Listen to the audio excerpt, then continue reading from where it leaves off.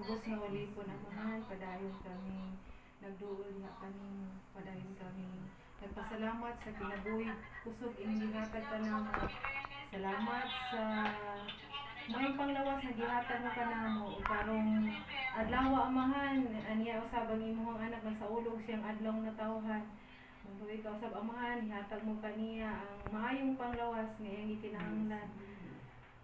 Ihatag mo kaniya usab amahan ang maayong kapalaran sa iyang kinabuhi.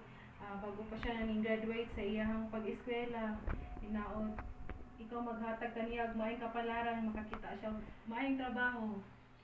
O para usab amahan, aduna siya magamit sa iyang mga panginahanglan o labaw sa tanan, adunay magamit sa mga pag-alagad kanimo.